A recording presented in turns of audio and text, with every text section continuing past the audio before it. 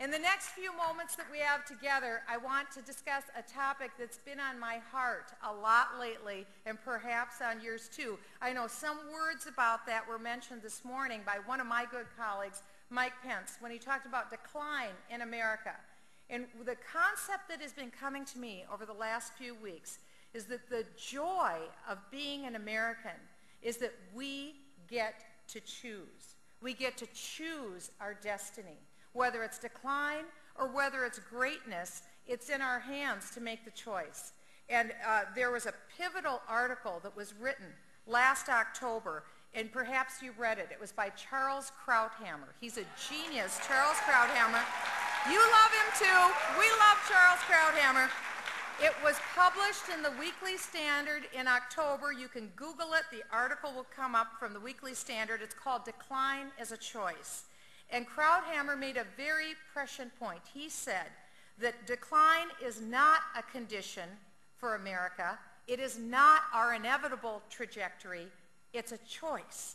There's a difference. Krauthammer is right. He wrote, "The current liberal ascendancy in the United States, controlling the executive in both houses of Congress, dominating the media and cultural elite, has set us on a course for decline." He went on to quote, in Strasbourg, President Obama was asked about American exceptionalism. His answer, "I believe in American exceptionalism, just as I suspect the Brits believe in British exceptionalism, and the Greeks believe in Greek exceptionalism." Well, isn't that special?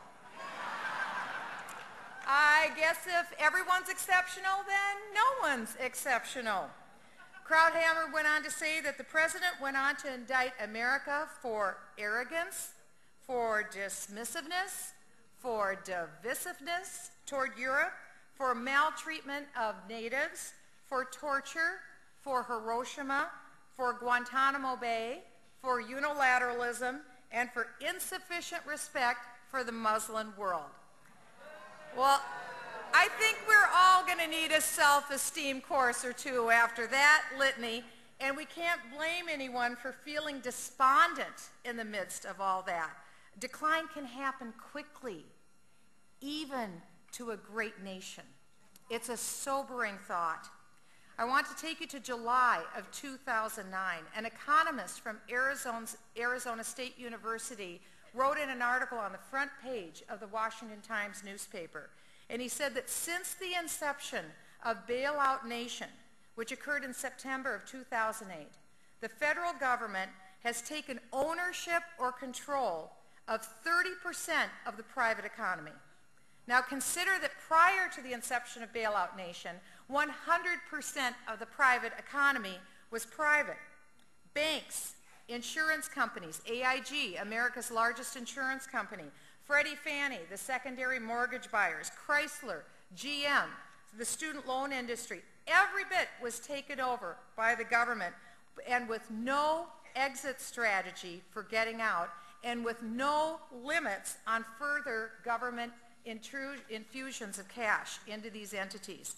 Then the president decided to swamp the boat with debt after his trillion-dollar stimulus and the porky 9,000 earmarks. If it's up on the screen, and if I'm pushing the button right, the green button, the next slide should go up. Mr. Producer, please. If I'm doing it right, let's see. I've got this really great slide. Let's see if it goes up. Oh, there we go.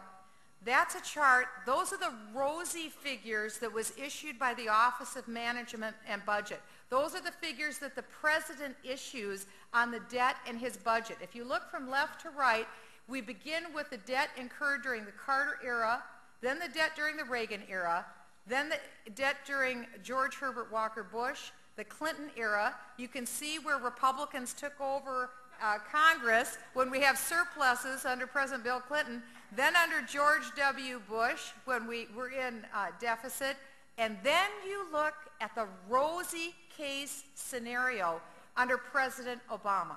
This is intending to fail. That's what this is, intending to fail. And in a matter of months, we've watched as the Obama administration has accumulated more debt than in all previous 233 years of American history. Did you hear what I said? In a matter of months, taking us from $10 trillion to $14 trillion.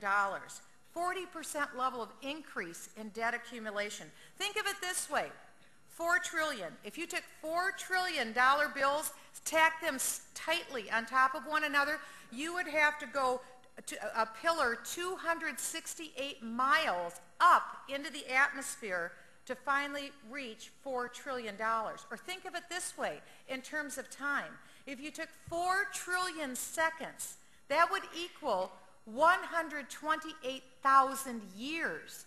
That's 123,000 years longer than all of recorded history. This is a tremendous accumulation of debt. Even for Washington, D.C. standards, this is real money.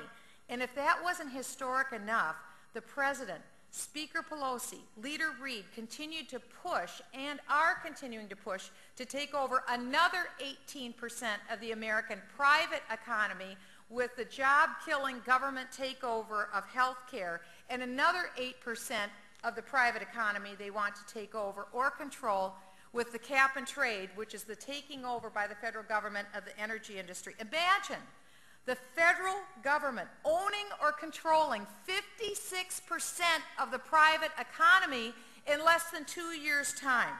It's stunning. It's stunning. So I guess the president meant it when he said during the campaign, do you remember this? We can't drive SUVs, set our thermostat at 72 degrees, and eat as much as we want. I guess that's true unless we're Al Gore.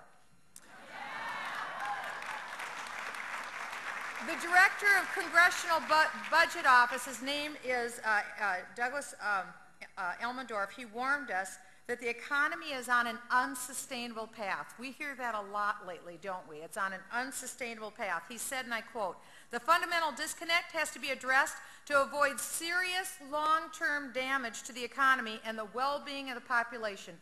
Hear this again. This is the head of our nonpartisan budget office saying, we're looking at serious long-term damage to the economy and the well-being of our people. I would say that's a pretty serious prognosis.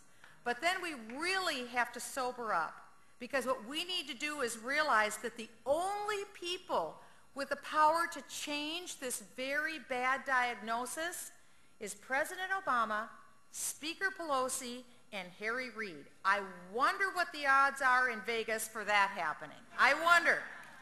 We've all seen this movie before. It's called Massive National Debt Implosion, and it's not a pretty sight. We've seen this in Germany in the 1920s. We've seen this in Argentina in the 1940s, and we're seeing it happen right now today with Greece. And the end doesn't work out real well. People can indulge in fantasy football, but you can't indulge in fantasy economics. It just doesn't work.